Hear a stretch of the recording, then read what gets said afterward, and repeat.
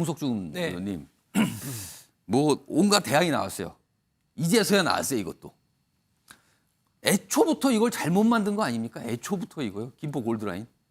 예, 그렇습니다. 이게 참 골드라인이라는 참 말이 좀 말은 무식한데요. 좋은데. 뭐 블랙라인 예. 내지는 골병 라인이 됐는데 원래는 애초의 계획은 지하철 9호선을 이제 연장을 하려고 아예 했습니다. 정식 지하철을. 예. 예. 그런데 이제 소위 말해서 예비 타당성 심사라든지 이런 어떤 시간이 많이 걸리기 때문에 중전철인 지하철 9호선 연장이 아니라 이제 경전철로 바꿔서 2011년도 사업 계획을 확정하고 2014년도 착공해서 2019년도 9월달에 이제 개통을 했죠.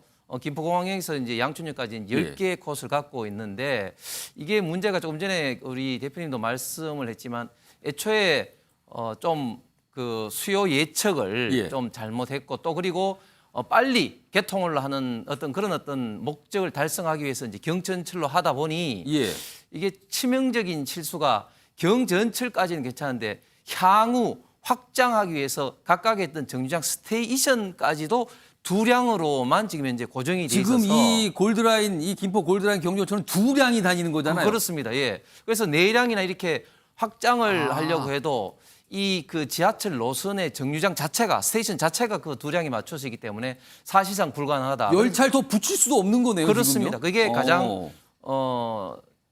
이 사업의 가장 큰 문제점이라고 볼 수가 있습니다. 그래서 많은 정치인들이 이 라인을 타고 뭐 그 개선하겠다고 했지만 사실상은 쉽지 않다. 완전히 새롭게 하지 않으면 쉽지 않은 그런 어떤 상황입니다. 그렇기 때문에 지금 보완적인 조치로서 이제 발표를 하고 있는 게 전세 버스라든지 리버버스, 수상버스 이야기를 하는데 저는 전세 버스도 당연하고 수상버스에 대해서 관심을 많이 가져야 된다고 생각합니다. 왜냐하면 전 세계 대도시에 우리나라 한강 같은 규모를 갖고 있는 도시가 수상버스가 없는 데가 없어요.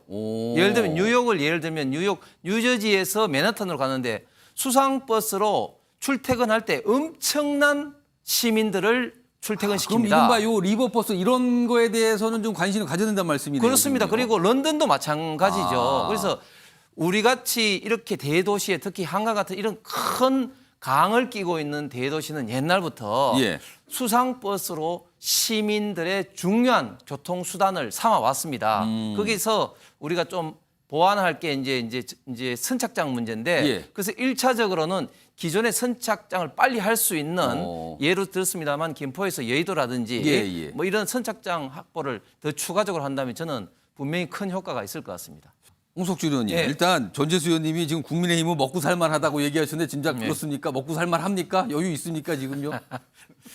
그 우리 전재수 의원께서 이제 원죄라고 표현을 하셨는데 사실은 이제 그동안 문재인 정부의 어떤 잘못을 이제 싸우는데 사실은 이제 정강원 목사가 광화문을 중심으로 이제 그 운동을 하면서 상당히 역할을 한 건 분명한 사실이죠. 그리고 그걸 통해서 이제 정권 교체에 어떤 도움이 되는 건 분명한 사실인데 제가 이 방송에서 누누이 말씀을 드렸지만 사실은 저는 정강원 목사의 그 당내 영향이 특히 당은 얼마 안 된다고 그 앵커께서 기억나실지 모르겠는데 말씀을 좀 드렸는데 사실은 저는 정강원 목사의 어떤 이런 이야기에 대해서 저희가 자꾸 일일이 이렇게 그 언급을 하고 말을 섞는 게 그 자체가 자꾸 이제 어떻게 보면 좀 키워주는 거다. 민주당이 마치 그 한동훈 장관을 자꾸 키워주듯이 자꾸 저는 키워주는 거 보고 이제 핵심은 결국은 이제 정강원 목사의 했던 이야기 특히 정책이라든지 국정의 방향이 전혀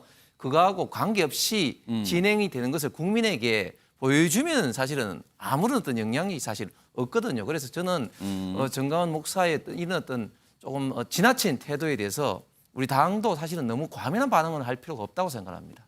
그러니까 지금 홍석준 의원님의 말씀은 최고의 전략은 무시 전략 아니냐? 약간 이 말씀을 해주신 것 같습니다. 지금 내용이 이게 가신 걸까요? 그리고 손절이 완벽히 된 걸까요? 아직은 아닌 것 같다라고 말씀하시는 분이 정치권 안팎에 꽤 많이 계신 걸로 생각됩니다. 윤석열 대통령 최근 국정회의 생중계하는 경우가 많은데 왜 생중계를 선호하는 것일까? 어떤 이유가 있는 것일까? 이거를 분석해서 써달라고 했습니다. 홍석준 의원님은 국민소통이라고 쓰셨는데 방금 전에 전재수 의원님은 국민소통 아니라고 그랬었단 말이에요. 설명해 주시죠. 사실 이제 도어 스태핑이 이제 계속 그 되느냐 마느냐 예. 문제를 가지고 사실은 이제 민주당도 도어 스태핑 반대도 사실은 굉장히 많았었죠. 사실 많았었는데 근데 결정적으로는 이제 그 MBC 이제 슬리퍼 기자라든지 그런 예, 어떤 예. 때문에 그 논란이 이제, 있었어요, 예, 논란이. 결국 예. 이제 도어 스태핑을 이제 중단을 했는데 사실은 이게 이제 기자의 어떤 그런 질의응답 없이 이게 무슨 소통이냐 이렇게 이야기는 하실 수도 있지만 그러나 이게 분명히 이제 엄청난 효과가 있는 게 이게 생중계를 통해서 이제 그 대통령의 어떤 그런 어떤 진심을 국민들이 알게 되고 거기에 청와대라든지 청와대 그 대통령실 홈페이지라든지 가진 걸 통해서 국민들이 계속해서 댓글이라든지 의견을 남기지 않습니까? 그렇기 때문에 그것은 기자가 없을 뿐이지 실질적인 국민과의 어떤 소통이 이제 되는 중요한 어떤 방식인 것이고 예. 사실은 또 대통령실을 이제 옮기면서 사실은 국민과의 소통도 중요하지만 또 대통령실 내부에 같은 청에 있는 어떤 같은 이제 수석 비서관 어떤 비서관끼리라든지 이런 어떤 소통은 지금 현재 뭐 나름대로는 그 목적은 애초 목적을 달성하고 있다 이렇게 예. 보고 있습니다. 앞으로 이 생중계를 좀 더 보완할 수 있는 이런 걸 통해서 저는 도어 스태핑을 완벽하게 대체할 수 있는 그런 어떤 소통 어떤 기능이 생길 거라고 봅니다. 홍석준 의원님 네. 설명을 가만히 보면 그거 액수가 얼마 안 되는데요를 강조하는 것 같죠? 그러면서 뭐 식대, 차비, 뭐 기름값 뭐 이렇게 얘기를 해요. 이거 어떻게 들으셨습니까? 가칭 친명계의 자장이라고 불리는 우리 정성호 의원께서 예. 송영길 대표를 좀 이 디펜스 방어하려고 하다가 큰 실수를 하신 것 같아요. 아 이건 지금 실언이라고 보십니까? 이게 실언인지 아니면 뭐 실수인지는 제가 정확하게는 모르겠습니다만은 이게 300만 원이 적기 때문에 송영길 대표는 몰랐을 것이다. 뭐 이런 식으로 이제 예. 좀 방어를 하시는데 이게 굉장히 큰 실언이신 게 그 2008년도 그 한나라당 시절에 고성덕 의원 한 사람이 그렇게 300만 원 받았다 해가지고 당시 박기태 국회의장께서 징역 8개월에 예. 집행유예 2년을 예, 받았습니다. 예, 예. 그런데 그 이후로 이런 어떤 돈 관련돼서는 이제 사법부가 더 엄격하게 보고 특히 이번에는 한 사람이 아니라 굉장히 지금 그렇습니다. 조직적으로 움직이다는 여러 게 명이라고 나온단 말이에요. 예, 지금요. 확실하게 지금 이제 이런 이제 증거가 지금 나오고 있는 이런 예. 어떤 상황에서 저렇게 말씀하신 건 굉장히 좀 실언인 것 같고 지금 민주당을 보면 이재명 대표의 대장동 숫자 단위가 굉장히 커서 그런지 이 금액적인 감각에 굉장히 좀 둔감해졌다. 너무 큰 돈 얘기를 하다 보니까 둔해진 거 아니냐 지금. 예, 그렇습니다. 지금 사실은 민주당이 지금 뭐 이 사건뿐만 아니라 그 지금 이런 어떤 그 뇌물 내지는 이런 여러 가지 돈 문제 관련돼서 여러 명이 지금 걸려 있습니다. 지금 이미 지금 현재 의원직을 그만두신 이상직 의원을 비롯해서 오늘 기동민 의원은 또 라임의 김봉현으로부터 이제 1억을 받았다는 걸로 지금 이제 재판을 오늘 예, 받았고 예. 그리고 노웅래 의원이라든지 이하경 의원이라든지 예. 지금 얼마나 많이 있습니까? 그리고 지금 이재명 그 대표도 그 대통령 경선할 때 결국 이제 지금 구속돼 있는 예. 김용이 이제 결국 이제 돈이 이제, 예, 예. 이제 부족하다 해서 아 이게 어떤 돈 문제가 있어요. 예, 거기에. 그렇습니다. 그렇게 돈을 뿌리는데 이런 어떤 사항들 봤을 때 민주당 이 경선에서 이런 어떤 돈 문제가 굉장히 만연해 있어서 우리 김종민 의원 말한 것처럼 도덕적 집단적 불감증에 빠져 있지 않나 그렇게 생각을 합니다. 홍석준 의원님께 짧게 추가 질문 드리면 혹시 정치권 전반에서 300만 원 정도는 그건 뭐 얼마 안 되는 액수인데 이런 인식 갖고 있는 건 아닙니까 혹시? 지금 공직선거법 정치자금법은 예. 돈 몇십만 원 받아도 당선 무효인 100만 이상 다 액수가 선고됩니다. 문제가 아니라는 거죠. 그렇습니다. 그거는. 네. 알겠습니다. 자 지금 저 사진 보시면 버스가 보이잖아요.